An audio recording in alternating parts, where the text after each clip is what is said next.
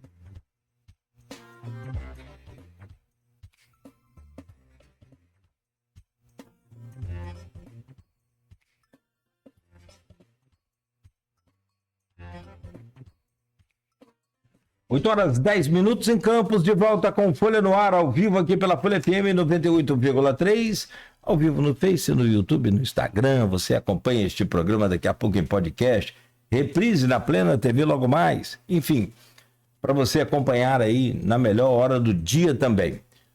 Um abraço à equipe da Plena TV, né? Um abraço lá ao PC, o Paulo César, né? O Paulo Marques, abraço para ele, Paulinho.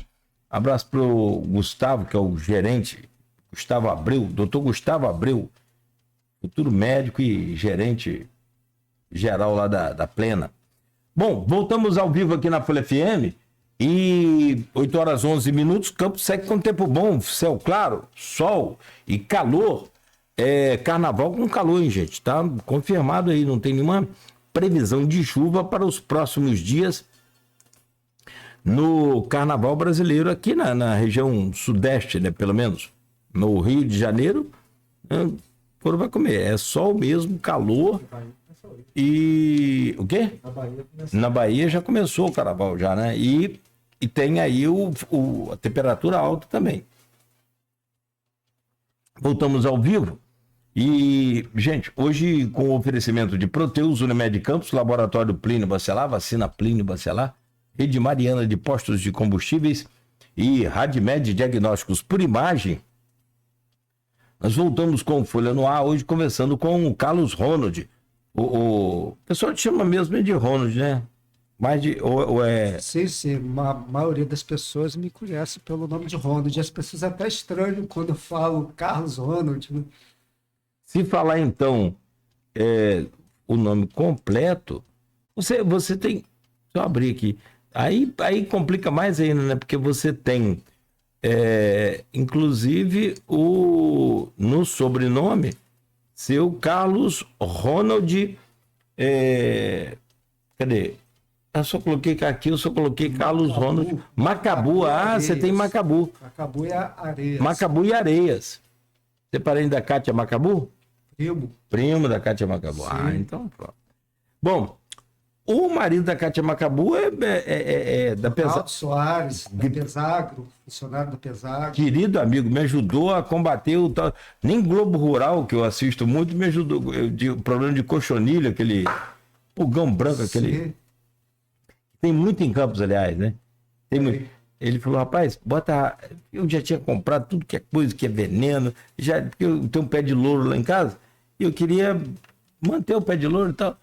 Não, já coloca água de sabão. Ele falou, coloca 2 colheres de vinagre, 2 colheres de Limpol, o detergente, acabou o seu problema. E acabou mesmo. Verdade, porque é o inseto que tem o seu corpo, né, seu tecido muito sensível, e o próprio detergente faz com que esses insetos se soltem, né, da planta. O vinagre, né, causa um dano, né, a ele, Rapaz, e enquanto eu o não coloquei. detergente para que ele possa se desprender, né? Eu comprei aquela tal da cola, que é química, própria para árvore, né? Você bota a cola, você bota põe o veneno, mas você precisa de alguma coisa para grudar nas folhas, como no caso do louro. Nada daquilo resolveu. Essa mistura aí com sabão também foi muito utilizado para a mosca branca, que afetou muito os cajueiros. Há um tempo atrás, aqui na região aqui de Iguaçu, Acabou né? com os cajueiros. Né? Dizimou, né, praticamente os cajueiros. Ó, e o Almir apareceu aqui, ó. A mala tá vazia de queijos, sem chover, sem queijos. Beto falou que a única coisa que você dá, Almir, até agora é desculpa. E parabéns ao Ronald, uma luta em prol do tema mais importante para todos nós, a arborização, preservação de águas, nascentes e etc. Pode comentar se quiser. O Almir que mandou essa mensagem para você. Perfeito. Na verdade, né, a gente tem aí também outros projetos que a gente pode, no momento oportuno, né, também tratar desse assunto de forma mais completa, né? A recuperação das nascentes é fundamental. As chamadas áreas de recarga, o topo do morro, funciona como uma verdadeira caixa d'água. E são os topos dos morros que armazenam a água, que alimenta as nascentes e formam os cursos d'água. Então, é um tema muito importante. Nós também temos projetos, temos ações aí que serão desenvolvidas, nós estamos em andamento para a recuperação do nosso corpus hídrico através, né, da recuperação de nascentes, recuperação dessas chamadas áreas de recargas. Muitas dessas áreas são, por lei, áreas de preservação permanente, que devem ter naturalmente uma cobertura permanente de vegetação. E é um tema bastante importante e que nós vamos, no momento oportuno aí também, né, tratar desse assunto. Ah, perfeito. Para a gente falar sobre árvores aqui e fechar aquele tema, tem dois assuntos ainda. As árvores de campos, né? Um assunto é o plantio de árvores inadequadas em locais impróprios. E tem um outro que aí, no caso, principalmente são as calçadas, e isso a gente já falou, mas um outro detalhe, e Almir chama sempre muita atenção, a gente fala que é baobá ou embaúba, agora eu não sei qual a espécie, eu esqueci. Ali na Beira-Valão, perto do McDonald's. Tem muitas árvores nessas laterais dos nossos canais. E também, quem chamou a atenção da gente aqui para um problema que pode estar sendo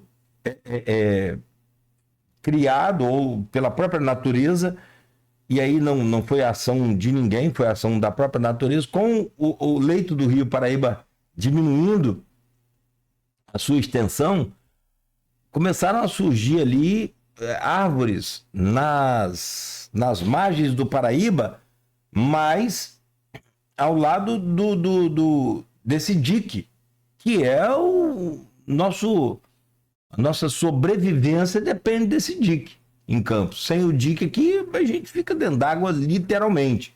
Então, assim, tem alguma ação para aquela região ali e para essas árvores próximas aos nossos canais?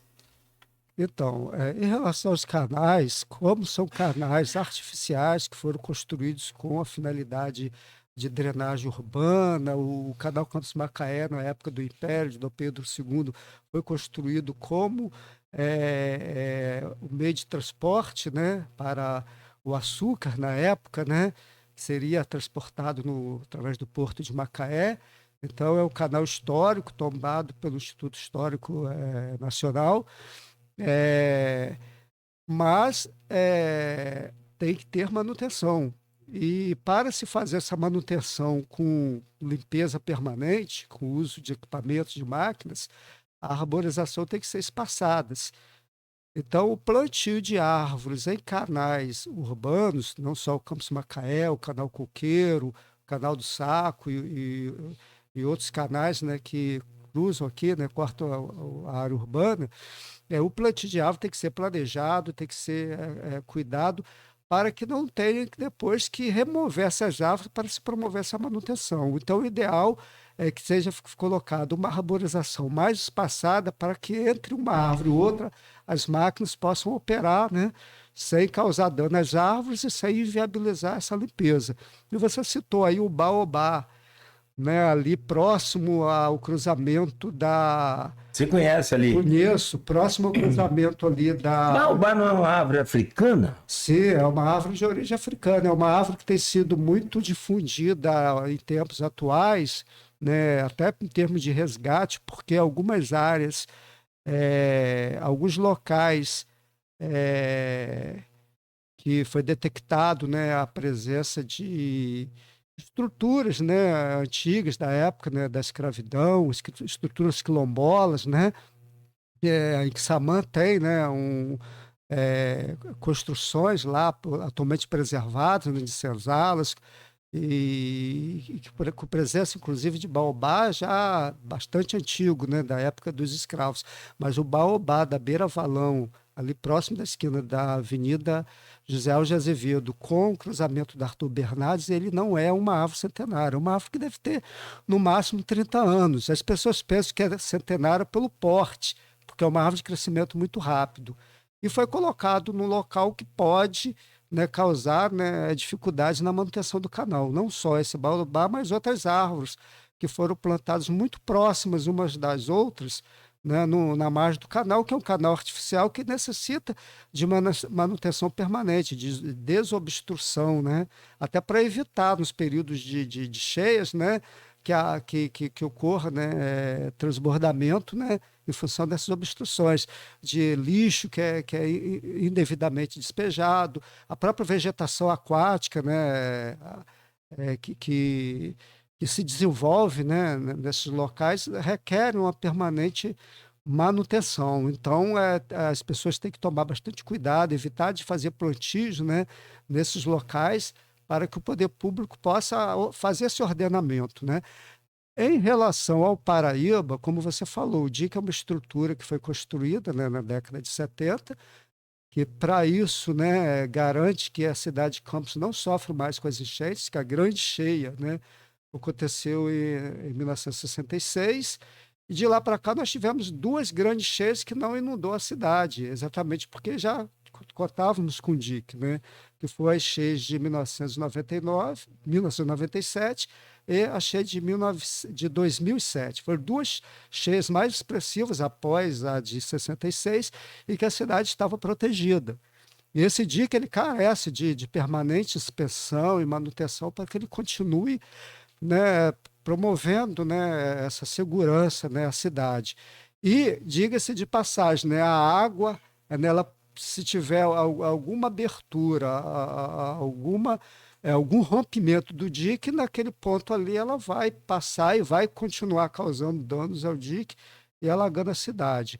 E é necessário que faça uma vistoria para se identificar eventuais árvores que possam estar causando risco a essa estrutura, comunicar, né, aos órgãos públicos, né, independente de se a competência é estadual ou federal. Acho que o comunicado sempre deve ser feito, né, ao Instituto Estadual do Ambiente, ao IBAMA, mas a Defesa Civil ela tem essa autoridade, né, de promover as ações para resguardar a segurança da cidade, né, identificando as espécies, as árvores que possam, com suas raízes, estarem causando, né, já algum impacto na estrutura do DIC, fazer esse inventário arbóreo, né, e para que possa, né, fazer a retirada das árvores que comprovadamente esteja causando dano. E é bom ressaltar que isso tem que ser muito criterioso para não se fazer a retirada de árvores de forma indevida, né? É porque você tem dois processos: plantio indevido e aí a retirada também indevida. São dois casos distintos. Plantio de árvores de mudas indevidas, aí é um problema, e lá em outro caso, a retirada indevida também. É muito delicado. Essa questão de natureza, isso aí é bem... E aí, o que acontece? Muita gente acaba indo para aquele lado de não conhecer e emitir aquelas opiniões malucas, ignorantes, e aí que acaba confundindo a No cabeça. mínimo equivocadas, né? Sem fundamento técnico. Sem né? um conhecimento, né? Isso eu estou falando não de nós aqui, populares, estou falando de grandes lideranças, como você vê, Trump negando aí o aquecimento global a todo instante, saindo inclusive de tratados importantes, de combinados importantes para preservação ambiental, um negócio muito, muito perigoso, né? Enfim, mas vamos lá, vamos voltar aqui para o nosso canavial, como diz a Luísio, que parafraseia aí sempre o Capi, e partir para as facãozadas que a Enel dá em nossas árvores. Como é que é a relação da Secretaria, da Subsecretaria de Meio Ambiente hoje com a Enel? Como que vocês dialogam, vocês conversam sobre as podas? Eu coloquei no vídeo lá também uma árvore que tinha acabado de ser podada, os galhos ainda estavam no chão, e não foi pela Secretaria de Serviços Serviços públicos. Públicos da Prefeitura, porque foi num domingo. E isso é poda que a Enel faz. A Enel faz sábado, faz domingo. Tá atrapalhando, eles podam. E é aquela poda que eu não sei nem o nome, porque tem aquela em V, que logo mais na frente ali, perto daquele prédio do Ministério da Agricultura, ali na Saldanha Marim. Sim, Antes da flamboyant. Antes é um Ali flamboyant. tem uma mangueira, um flamboyant. Não sei se tem mangueira. Tem O flamboyant é gigante, grande. Sim.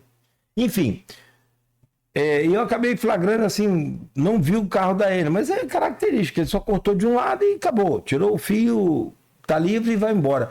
Como é que é essa relação de vocês com a Enel? Tem diálogo, eu repito a pergunta, e quais são os prejuízos que a Enel provoca nessas árvores nossas com essa poda, se é que pode chamar de poda, mas é desobstrução de fios, acho que é o melhor termo que eu consigo achar aqui.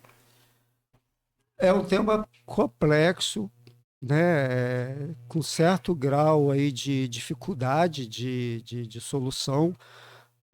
O problema de relacionamento das concessionárias de energia com os órgãos ambientais é recorrente, acho que a nível nacional. A gente percebe isso acontecendo em várias cidades, né, muitas vezes o diálogo não é tão fácil.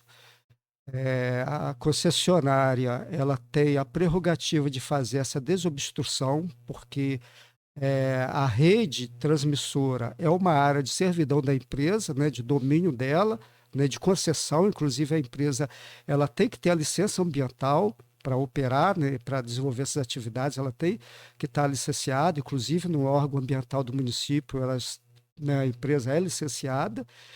E tem as suas condicionantes, né? Toda licença ela tem as condicionantes que tem que ser cumprida. Mas há duas situações que eu acho que tem que ser muito bem distintas. Uma é em relação à falta de redução, vamos dizer assim, do espaço dessas redes. Hoje você tem a disponibilidade de condutores semi-isolados, né?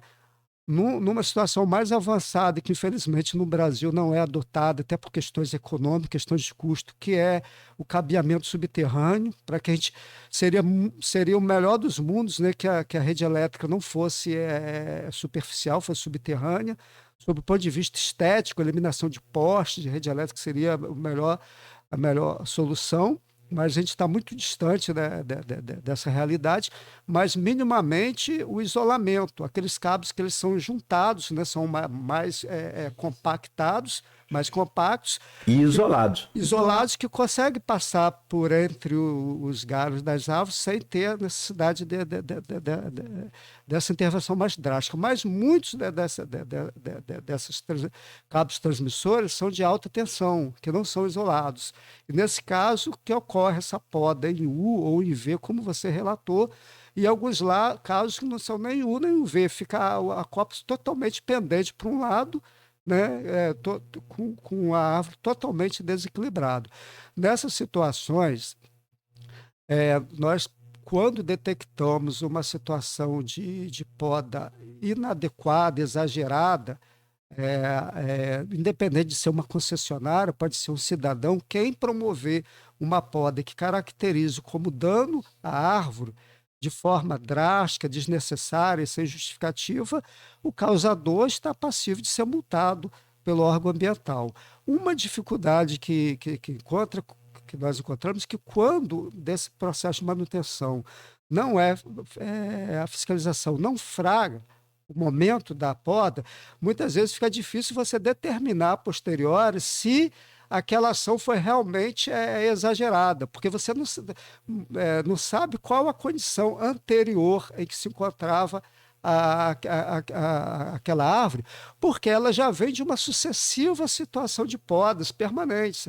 A árvore cresce, os ramos vão crescendo em direção da rede elétrica, ela vai sendo podada, e com esse processo sucessivo de poda, a árvore vai perdendo sua resiliência, perdendo sua capacidade de regeneração até morrer.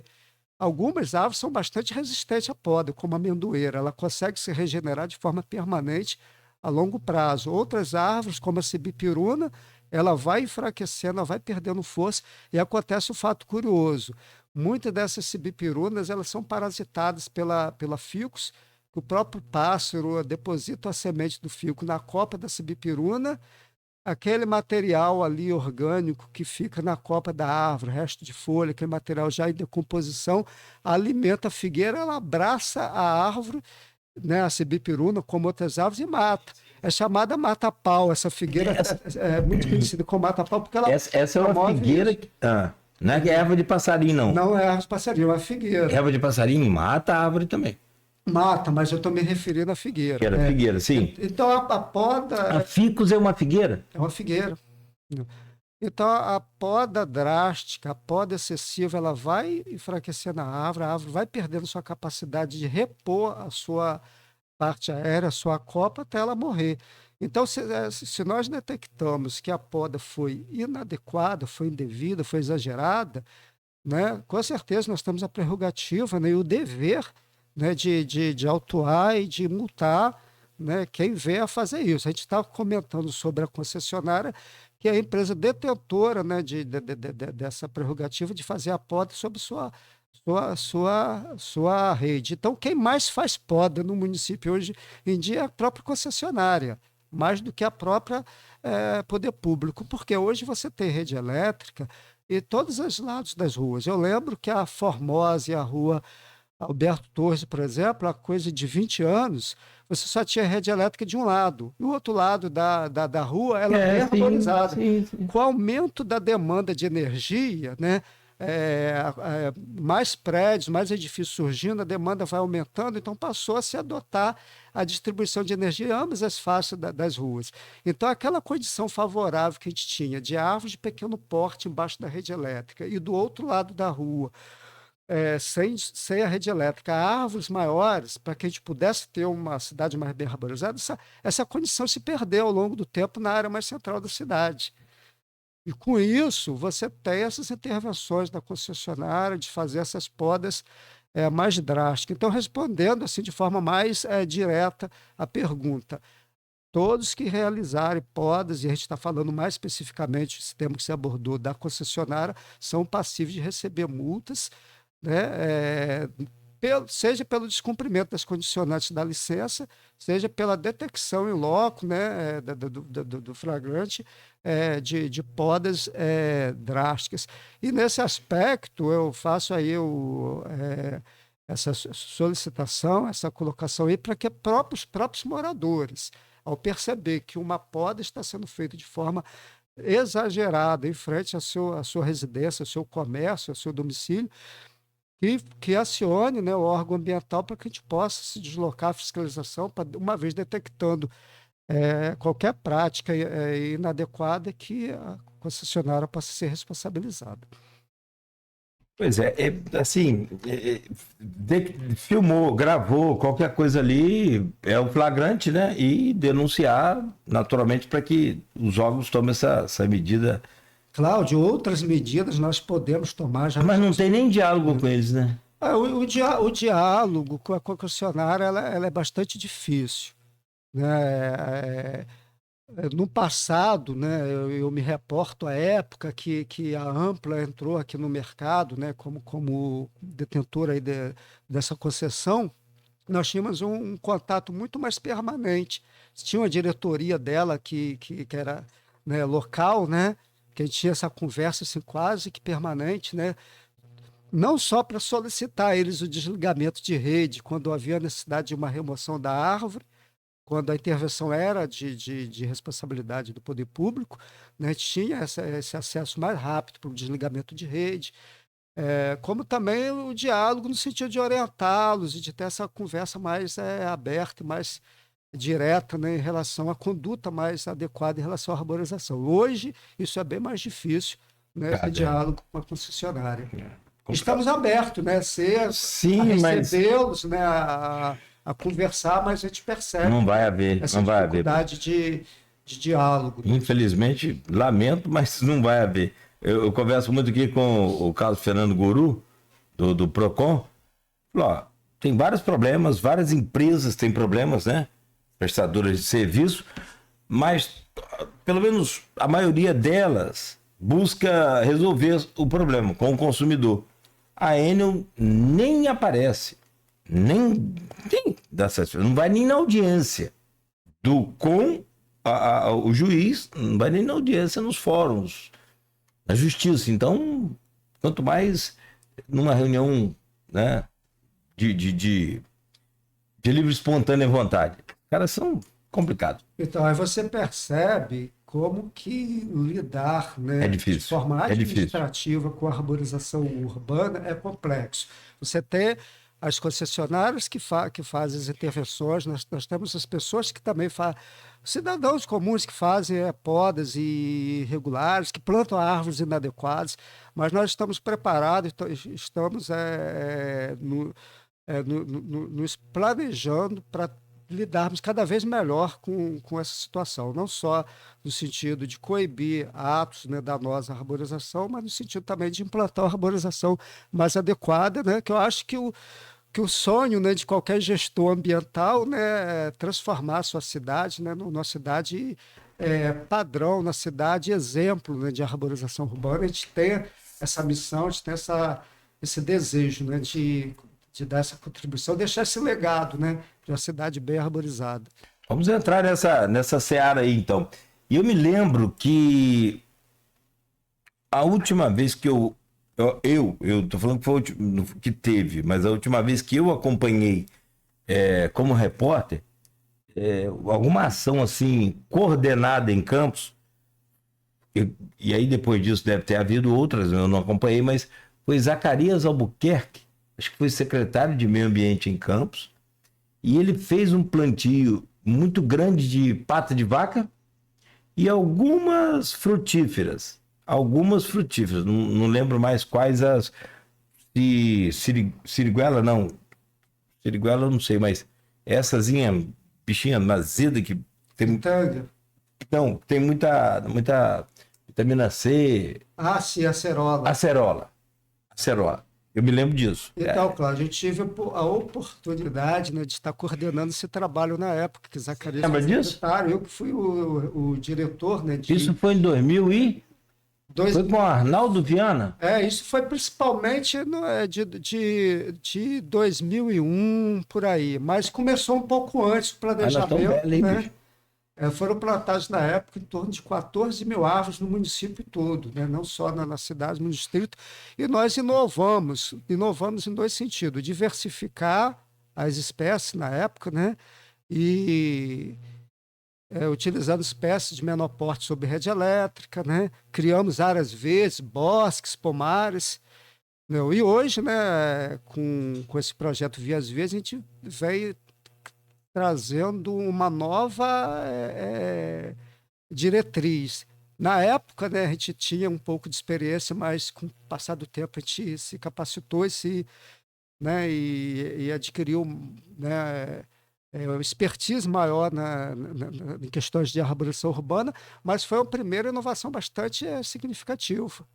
Né? Sim, foi um trabalho muito bom. Bom, marcou. Agora, você anunciou 2.187 mudas em 31 vias. Fala sobre esse projeto, esse programa, né, que vai acontecer.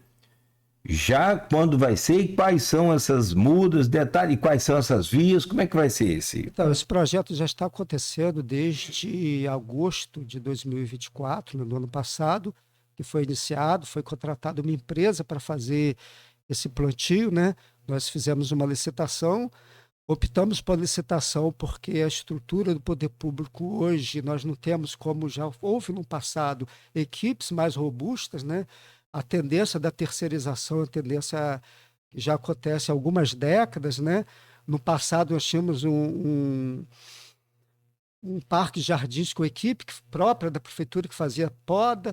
Aí no período do inverno se fazia poda, no período do verão essa mesma equipe fazia os plantios, era um trabalho muito interessante, mas com o passar de tempo essas práticas começaram a não ser mais eficazes, a cidade cresceu, né? A gente não tinha mais equipes suficientes, foi feita uma licitação, uma empresa, né, que ganhou a licitação está executando esse plantio. Nós fizemos um levantamento em toda a área urbana da cidade, tanto na margem esquerda, né, nos bairros de Guarulhos, quanto na margem direita do Paraíba, né, nos bairros aqui da margem direita da cidade, e escolhemos 31 vias que circulam praticamente a cidade inteira. Qual foi a ideia que nós tivemos para planejar o plantio nessas vias?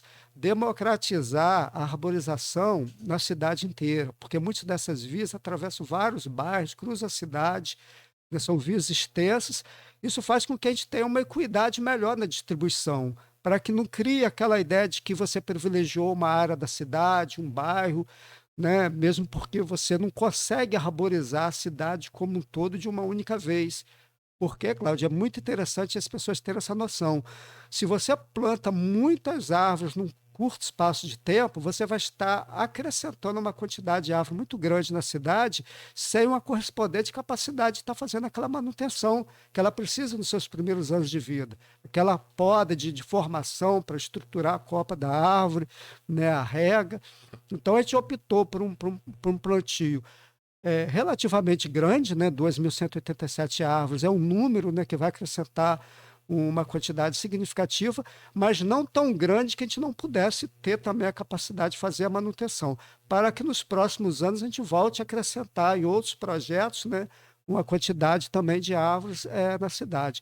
E essas vias, como a Alberto Lamego, Arthur Bernardes, no lado da margem esquerda do Paraíba, a senador Pereira Pinto, né? Aqui também do lado central, a Nilo Peçanha, a Louro Valbeda, né? Que é o prolongamento ali da 28 de março, no sentido da 216, né? Pegando aqueles bairros ali até Donana. Então, são vias de grande trânsito de pedestres e de veículos, e o objetivo é você criar corredores verdes na cidade, né? Utilizando espécies, isso aí é um dado importante, só espécies da Mata Atlântica, resgatando espécies que muitas pessoas nem conhecem, e são nossas, né? Quer dizer, ao longo da construção da cidade, né, da estruturação da cidade, desde do período colonial, sempre se plantou espécies trazidas de outros continentes. Porque os portugueses chegaram aqui e não conheciam as nossas espécies, então eles não sabiam do potencial, eles não, da importância. Então, os portugueses já vinham de viagens, né, de comércios na Ásia, na África anteriores, eles trouxeram para cá espécies que hoje são comprovadamente, né, inadequadas. E nós estamos resgatando. O interessante é que algumas espécies são espécies com potencial de frutíferas nativas, como a grumichama, que é uma fruta da Mata Atlântica tão interessante, tão saborosa, e que provavelmente a grande maioria da população não conhece. Como é que é o nome da... Grumichama. Grumichama. Ela parece com a jabuticaba, é uma fruta com sabor excepcional. Nunca vi essa. Ela é muito comum na Restinga, na nossa Restinga do litoral. Quer dizer, não tão comum mais hoje em dia, né, mas é uma espécie da Mata Atlântica, né? Não só da floresta. Você já comeu, Beto? Grumi chama? Não sei nem o que é. Pois é, não só você não sabe o que é isso, mas a maioria da população Não sabe, não. Eu também não sei o que é. Então, Vou pesquisar aqui para ver no Isso. Google. Como é que é a frutinha? é uma frutinha preta, redondinha, muito saborosa. Ah, grumichama, tá lá. Aí vê que você já comeu grumichama e nem sabia, Beto. É.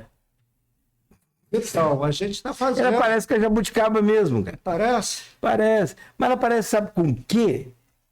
Cara, será que você não tá comendo isso aí final do ano pensando que é cereja? Não, ela parece mais com cereja do que com, na minha opinião, com o jabuticaba. Ela parece com uma cereja chamada cereja do Rio Grande, que é uma árvore também da minha família. Não parece? Das mirtáceas, sim. Final do ano você compra muito aí, parece muito aí pra ceia de Natal, ceia de Ano Novo, aquela coisa. Você já percebeu? Você percebeu aquela cereja, sim. Grande, bicho, Sim. né? Bem parecido com ela. Então, Aí vê que nós estamos comendo grumichama pensando que é...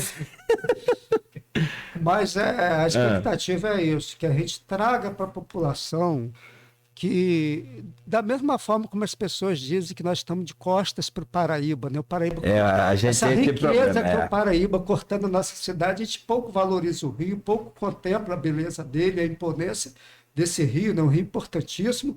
Da mesma forma, a Mata Atlântica, que é o bioma, né? que abrange todo o estado do Rio de Janeiro, ele é pouco conhecido, as pessoas não conhecem a riqueza da flora e da fauna, né? Dos recursos naturais que representa a floresta atlântica, né? E nós estamos trazendo esse resgate, são 22 espécies, todas elas nativas da Mata Atlântica, fizemos questão, né, de fazer isso como resgate, mas não simplesmente para as pessoas conhecerem espécies da Mata Atlântica, mas espécies também que a gente considera adequada para a arborização urbana. Algumas são espécies de grande porte, teve cuidado de colocar em áreas amplas, como ali no Trevo do Índio, né, que é uma área mais ampla, mais espaçosa, aí nós colocamos espécies de maior porte. No trevo que vai... Quais ali, por exemplo? Ali o pau-brasil, Boa. o pau-ferro, que são espécies de grande porte que não é muito adequado para você plantar em locais de pouco espaço. Entendeu? Claro. Sapucaia, que é uma espécie também muito ornamental, ela quando está florida, ela tem aquelas flores lilás, né, com uma beleza muito interessante. E no futuro, né, a cidade vai ter alimentos, né, porque muitas dessas espécies são frutíferas, o aspecto paisagístico também muito significativo e o resgate, né, da biodiversidade. Essa preocupação que eu acho que tem que ser não só do poder público, mas de toda a sociedade, que todos nós, né, somos responsáveis pela proteção e conservação do meio ambiente. Então, com o tempo, né, essas árvores vão crescendo. Em alguns locais nós colocamos uma palmeira gerivá, que é uma palmeira de porte médio. Diferente da palmeira imperial. Que, aliás, a palmeira imperial é muito linda, muito bonita. Onde ela... Ela é muito bonita, mas pelo porte dela, ela é adequada para certos locais. Ela chega aí a 40 metros, 30, 40 metros de altura. E a folha dela é pesada, né? Se a folha dela cai no local de grande circulação, ela pode causar danos, né, aos veículos. Aqui na Alberto Lamego tem. Ali em frente o horto. Isso, municipal. Dentro do horto. Aliás, eu soube aqui, anunciado também pela Secretaria de Turismo, o Edivar Chagas, a Patrícia Cordeiro, a secretária, anunciaram uma revitalização no horto ali. Sim. Vai passar pela sua secretaria também, evidente, que ali é meio ambiente. Com certeza, né? A secretaria está participando desse trabalho, né, de revitalização. O horto é um local, né, de muita vegetação da população, principalmente nos finais de semana, né? As escolas, clubes de terceira idade, vários. Mas final de semana, né, ele está funcionando? Funciona. Não, tem alguns finais de semana que eu percebo, não estou falando aqui com precisão não, mas alguns eu percebo que ele está fechado, pelo menos domingo de manhã. Teve alguns locais. Sei se verão, não sei. Em alguns momentos a gente teve algumas dificuldades aí, em função até de pessoal, né, por conta de período, né, de férias, né, de disponibilidade de pessoal, porque a gente também não pode trazer pessoas para um ambiente público sem ter uma segurança, sem ter... Então, todas as vezes, quando a gente tem alguma dificuldade de atendimento ao público, por segurança, fecha, mas o grande público, né, a maioria das pessoas, né, estão lá no Horto final de semana, que funciona das 9 da manhã às 4 da tarde. Muito bom. Ó, a participação do Almir está falando aqui no Face, as concessões públicas criaram órgãos e empresas que se acham acima do Estado e das pessoas. A Enel é um absurdo, é o que ele fala aqui. De fato é, já falamos sobre isso. Outro também, o Vicente está colocando aqui no parque, né, que está sendo construído pela prefeitura lá na Arthur Bernardes, como será a arborização ali.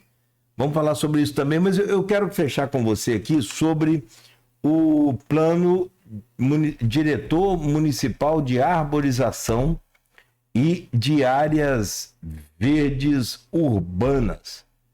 Esse plano já existe, ele vai passar na Câmara ainda, vai ser aprovado? Me parece que é de autoria do ex-vereador André Oliveira. Eu não estou enganado. Perfeito. O André Oliveira, dentre algumas ações deles, alguns projetos legislativos, né, um deles foi a proposta de um plano, né, municipal de arborização e áreas verdes urbanas. Esse projeto, né, parlamentar foi recebido pela prefeitura, ele deve passar pelas devidos procedimentos de adequação, de consultas públicas. É interessante dizer que normalmente esses planos eles são de iniciativa do executivo, como plano diretor do município, que depois é levado para a Câmara para sua aprovação. Mas o André Oliveira, na visão dele, no exercício dele legislativo, ele percebeu essa carência do município de um planejamento, né, de um plano mais adequado, mais robusto. Então ele fez essa proposição, né, para um plano diretor, já apontando algumas diretrizes.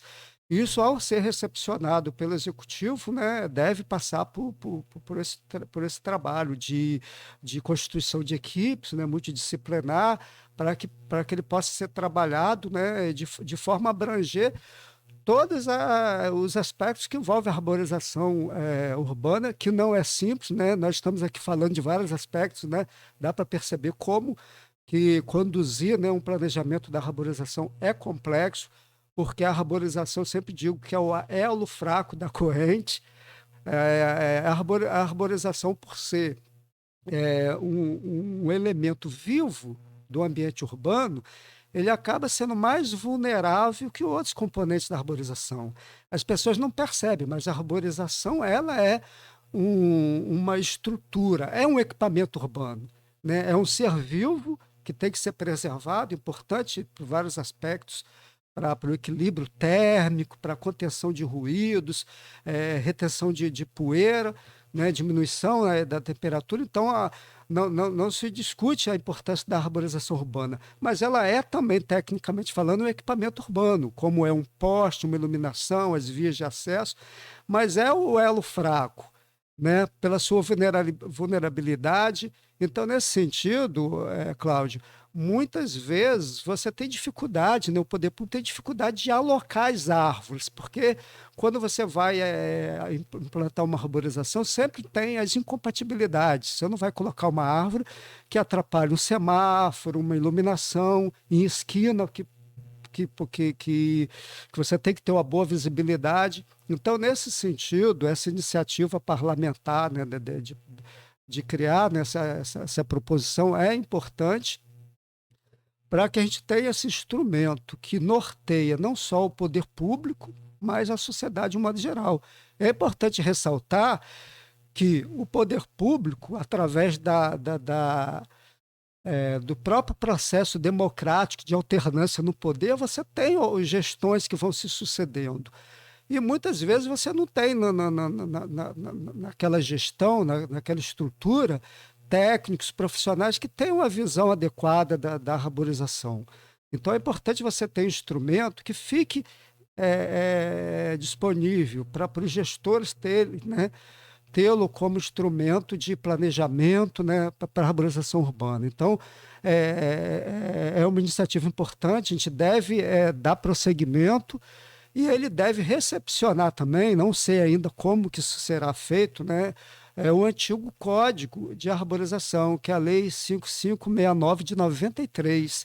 Eu falo antigo, não que ele caiu em desuso, mas pelo fato de ser uma lei realmente antiga, foi um marco. 93 tá antigo. Foi um marco significativo, foi uma época que vários instrumentos legais foram criados em Campos, no momento que os órgãos ambientais ainda não estavam bem estruturados no Brasil. Então, foi de certa forma inovador, mas ele carece de atualização, de adequação, né? E para isso a gente vai tratar também disso. Como que a gente vai relacionar, né, o Código da Arborização, que já traça condutas que as pessoas têm que ter em relação à arborização, o que pode, o que não pode, mas que o plano diretor ele é um instrumento que ele tem outro aspecto, que é conciliado, que é complementar. O plano diretor ele tem a finalidade de criar diretrizes. Quais as áreas mais carentes de arborização que devem ser priorizadas, quais espécies ser utilizadas, como que se deve ser feito o manejo adequado. Então, é uma cartilha, né? Mas não como muitas cartilhas simplórias, simplificadas que circulam por aí, né? Que muitas vezes não são nem tão tecnicamente corretas, né? Então, a preocupação da gente, né, do poder público, eu acho que é importante chamar a universidade, chamar a sociedade organizada, chamar todos para conversar, para que no final a gente tenha um produto que esteja à altura do que nós precisamos, queremos, né, e merecemos ter de arborização urbana. Então é importante a gente ter, só para complementar. Desculpa, não, perdão. Estou ansioso para saber se já foi aprovado, né? Mas complementa aí. Pode esse instrumento ele é um instrumento legal, né? Que deve, né, ser recepcionado pelo Executivo, mas receber também esse tratamento de levar a audiência pública, chamar a sociedade para aprimorar o que foi feito. A gente sempre deve privilegiar as iniciativas, porque é sempre bom você ter instrumentos que possam ser aprimorados, que possam ser melhorados. Isso foi um avanço, esse instrumento aí legislativo, porque traz, né, para a sociedade, né, uma iniciativa que a gente não tinha.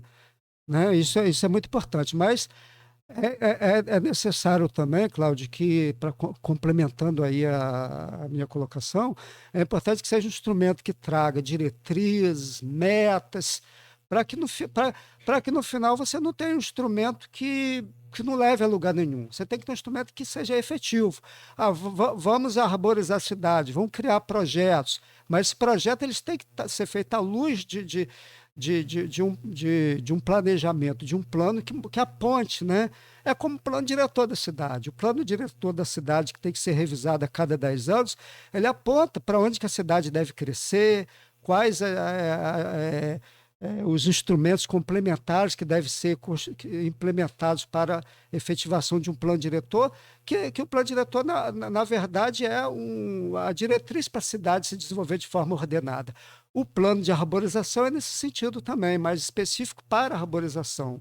Entendeu? Então, a gente vai trabalhar, eu espero que a gente possa vir aqui no futuro já trazer informações mais detalhadas e mais atualizadas em relação essa questão aí do plano diretor, que é interessante dizer que não é apenas plano diretor da arborização, é plano diretor de arborização e áreas verdes, porque as pessoas pensam a arborização só como as ruas arborizadas, mas nós também precisamos criar parques urbanos, bosques, outras áreas verdes para que a cidade, no seu conjunto, né, seja uma cidade bem arborizada. E eu lembro aqui que Campos, como era cidade de grandes chácaras, antes dessa verticalização, era uma cidade muito verde. Você tinha mais verde em áreas internas dos terrenos, das chácaras, das residências, do que nas próprias vias. Onde eu moro é centro, fala centro, mas na verdade, toda documentação está escrito Chácara João Ferreira. Aqui, no campo do Goitacás. O campo do Goitacás fica na Chácara João Ferreira, pra você ter ideia. Você falou, tinha muitas chácaras, né? Tinha muitas... Isso é a cidade que, se você pegar sua imagem aérea de Campos há Isso que é 40 década anos, de 50 80. anos, até antes da década de 80, né, mais ou menos, né, quando começou mais esse processo de verticalização, né, então o que acontece? Muitas dessas chácaras foram transformadas, né, em condomínios, né? Então a gente tinha um verde, se você olhasse a imagem aérea de Campos, você viu uma densidade verde muito grande. E a gente tem que compensar isso, criando parques, criando áreas verdes, aumentando a arborização das ruas. E para te complementar, ainda não é uma novidade, né, que eu venho trazer para você como novidade, mas já após a implantação desse programa, né, dos vias verdes, que é essencialmente plantio nos canteiros centrais dessas avenidas, que já existe, e novas avenidas que forem criadas com canteiro central. Vai ser continuado esse vias verdes em novas licitações, mas também o passeio público, porque é muito difícil você arborizar passeio público, porque você tem rede de esgoto, você tem a fiação, muitas vezes você tem árvores que foram retiradas, mas o toco permanece no local, e para você fazer novo plantio tem que retirar fazer esse destocamento, e isso é um desafio muito grande. E a gente vai trabalhar isso para poder a gente também no futuro próximo também fazer um projeto de arborização para recompor a arborização que nossas ruas eram no passado bem arborizadas, a gente perdeu muito, né? E a missão nossa... Vou nem falar da Praça São Salvador. Que foi... Aquela ali nós vimos. Foi uma intervenção, né, que... Aquela ali nós vimos, Foi terrível, muito ruim. Verdade. Eu muito cheguei ruim. na época, através do conselho... Tinha muitos problemas, muitos problemas. Você sabe que o pessoal, à noite, as árvores deixavam a praça muito escura. Mas não é isso que eu falo. Se o carrapato deu cachorro, você não mata o cachorro, gente. Não mata o cachorro. Vamos eliminar o carrapato. Vamos resolver o problema. E ali, isso muito usado mais nessa comparação aqui com a Lava Jato, que acabou com as empresas. A gente sabe tudo. Mas, assim, é um exemplo. Na Praça São Salvador tinha as pessoas em condição de rua e que à noite ali ficava muito escuro, muito escuro, muito escuro. A solução encontrada foi tirar as árvores. Podia iluminar as árvores de baixo para cima, fazer aquelas iluminações ornamentais bonitas, sei lá. Mas praticamente foi isso. Não tinha árvore velha caindo, não poderia ter um outro, mas a maioria das árvores ali estavam saudáveis, boas. É que escurecia muito a praça, as pessoas não falam porque às vezes não sabem. E aí rolava de tudo debaixo das árvores ali à noite também, o pau quebrava. Eu não sei se o Beto está perguntando aqui se mudou alguma coisa. Mudou. Agora o couro está comendo sem árvore mesmo. Exatamente. Infelizmente é um problema social grave no Brasil inteiro, né? Pessoas sem teto, pessoas que situação de rua, né? Isso tem aumentado muito. É uma questão aí que a sociedade tem, né? que discutir, buscar soluções para isso, né? Não é uma questão ambiental, mas nós somos cidadãos que têm preocupação, né, com a questão ambiental, mas também a questão social. Agora, pegando um gancho aí do que você falou da arborização, você falou uma coisa que eu sempre tenho discutido isso e colocado muito essa questão. Em relação à iluminação, todas as vezes quando há conflito ou deficiência de iluminação em ambiente arborizado, a árvore sempre é, como eu falei, o elo fraco. Poda-se a árvore, ao invés de criar esse tipo de iluminação que você está falando, a iluminação chamada subbosque, iluminação de baixo para cima, colocar postes mais baixos, ou seja, você ter aqueles super postes, mas também ter postes baixos, iluminação né, do solo, né, incidindo sobre a copa da árvore, e ali poderia ter sido uma solução, né, você fazer esse tipo de iluminação. E na época que foi feita essa intervenção, o Conselho Municipal de Meio Ambiente e Urbanismo questionou, né, na época, esse projeto aí das palmeiras, e na época eu fiz uma proposta que não foi à frente, ao invés de colocar as palmeiras, colocar o ipê amarelo e o ipê roxo. Já pensou? Então você imagina o espetáculo hoje, com 20 anos, beleza. Aquilo tem o quê? Tem 20 anos essa praça já? Provavelmente, 20 e poucos anos. Por aí. Então hoje estaria o quê? Uns 3, 4 metros de altura daí pra lá? Já estaria com 8 metros de altura. Olha aí. Então a ideia seria... Já pensou? A ideia seria... Mas se plantar hoje, daqui, né? Exatamente. É difícil, porque você criou uma praça, você fez um investimento, né? O poder público também, ele não pode estar o tempo todo fazendo... Dá para plantar ali hoje? Olha, para plantar hoje teria que tirar as palmeiras, que seria complicado, né? Porque se você plantar ela entre as palmeiras, você vai criar um conflito ali, tanto estético quanto de adensamento, né? Infelizmente foi feita essa Mas se você olhar bem a Praça São Salvador, quem passa a pé nem percebe as palmeiras. Nem percebe que a bicha é tão grande, você nem É percebe. verdade. Foi uma concepção do arquiteto que na época, né, que... Tem raiz estourando o piso já das palmeiras? Pá, aí... exatamente. A palmeira, como a maioria das espécies da família, né, das palmáceas, né, das arecáceas, das palmáceas, a maioria ela tem o sistema radicular fasciculado, que não é tão extenso como outras árvores, como a própria figueira, né, que a gente fala que é uma árvore inadequada para pavimento, mas mesmo não tendo esse sistema radicular muito volumoso, ela tem que ter o espaço dela. Então, aquele quadrado que foi colocado, né, o canteiro, no entorno da palmeira, não foi dimensionado de forma adequada. O que se deveria ter feito? Um canteiro de pelo menos uns 2 metros, 2 por 2, né, 4 metros quadrados no entorno da árvore, gramava, colocava plantas ornamentais no entorno, né, para poder limitar esse espaço, até para as pessoas não caírem, não tropeçarem ali no canteiro, né, na gola ali do canteiro. Você poderia fazer um canteiro um pouco mais amplo para que no crescimento da palmeira as raízes pudessem ser bem acomodadas nesse espaço. E é uma coisa que, puxando mais uma vez o gancho, eu alerto para a população. Quando planta uma árvore, deixa o espaço para ela crescer radialmente, crescer largura. Você planta uma árvore aí com 2 metros de altura e com 3, 4 centímetros de diâmetro e deixa um canteirinho de 1 palmo de largura no entorno, né? De uma árvore que vai chegar a 60 centímetros de diâmetro, ou seja, 3, 4 palmos de largura. Então, quando se planta uma árvore, tem que se deixar espaço para ela crescer livremente. Aí o que acontece quando você não deixa espaço? Ela vai crescer em diâmetro, vai estourar a calçada e as pessoas vão dizer que tem que cortar a árvore porque ela está quebrando a calçada. E na verdade não é isso. Ela não foi dimensionada corretamente. É o caso aí das palmeiras. Deveria ter, na época, dimensionado corretamente o entorno das palmeiras para que no seu crescimento não houvesse, né, esse estufamento ali do piso, né? Que a gente vai ter que fazer essa intervenção no sentido de ampliar, né? Esse espaço aí para fazer essa adequação. Bom, são 9h05, cara. Muito, muito, muito prazer. O Almir já falava, Nogueira, vai dar um show amanhã, o Carlos Ronald. Ele é bom.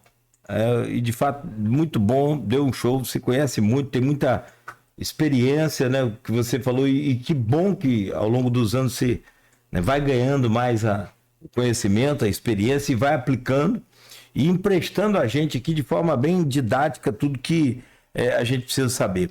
O Cosme Alves dá bom dia aqui lá no YouTube, todos da Folha FM, um abraço aí, Cosme. O João Siqueira, que você também conhece, professor João Siqueira lá da UENF, parabéns, Cláudio, pela entrevista. Eu agradeço, João, o seu carinho, como sempre, sou muito fã do João, mas o parabéns aqui é pro nosso convidado, o Carlos Ronald, que conhece muito e a gente vai acompanhar o seu trabalho, te agradecer por aqui, acompanhar sempre o seu trabalho, te agradecer por hoje e vamos acompanhar também o fechamento lá da árvore na ponte, como é que vai ficar o desfecho. Já falei com certeza, vou reforçar aí o seu pedido aí, a solicitação ao Pascoto. Eu agradeço a oportunidade de estar aqui passando aí para a sociedade, né, essas informações. A gente está permanentemente aprendendo, né? A gente aprende muito com as pessoas, não só com os técnicos, com os especialistas, mas é muito importante ouvir o cidadão nas suas demandas, nas suas necessidades. A gente não pode ter a vaidade de achar que a gente sabe tudo, a gente está sempre aprendendo, né? Às vezes a gente aprende com as pessoas mais simples, né? Isso é fundamental, a gente ter essa humildade, ter essa preocupação, né? E agradeço, né, o convite e me colocando à disposição sempre que necessário, né, tá trazendo aí as novidades e compartilhando com todos. Só faço um favor, dê um abraço lá no meu xará, gente da melhor qualidade, o Cláudio Valadares. que é o secretário municipal de planejamento urbano, mobilidade e meio ambiente. Isso. Dê um abraço nele e toda a equipe lá e obrigado mais uma vez a você. Eu que agradeço. Um bom dia. Bom, gente, fechamos aqui o Folha no Ar amanhã, 7 da manhã. Estaremos de volta no Folha no Ar com uma interrupção aí das suas férias, da sua pausa aqui nessa bancada. Do Aloysio Abreu Barbosa vai estar conosco aqui amanhã para fazer um programa. São 2 programas especiais sobre o Oscar, em que o Brasil concorre com o filme Ainda Estou Aqui, na categoria de filme geral, que é o top, né, de todos os filmes, e na categoria também de filme, melhor filme internacional, mas, repito, na categoria de melhor filme, e aí é no geral. E para o programa amanhã, nós vamos contar com o Aloysio Abreu Barbosa e com 3 cinéfilos, a Bárbara Gazineu, o Lucas Barbosa e o Fernando Souza. Não perde não, amanhã, 7 da manhã, aqui na Folha FM.